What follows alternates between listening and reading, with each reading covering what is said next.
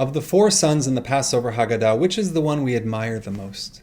And I think most of us would say the Chacham, the wise son, because wisdom is a value we cherish, but there's a Hasidic tradition that it's actually a different son. There's a story they tell about the third Belzer Rebbe, who was at a Passover Seder, and his young son was there as well, who would later become the fourth Rebbe, but at the time was a young boy. And the father was doing all sorts of strange and unique and different things, trying to pique the child's interest, trying to get the child to ask questions, but the child had no questions. And the father said to the son, frustrated, "Don't you have any questions? Are you noticing something different? Are you noticing all these things that I'm doing?" And the son said, "Father, had it been anyone else doing those unique, different, strange things, I would have had lots of questions.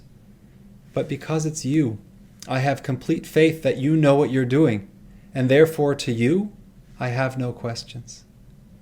The tradition being that the child who has no questions, who doesn't know how to ask, is not a child who is diminished in terms of their wisdom, who has no learning, who has no understanding. No, it's a child who has a great deal of faith.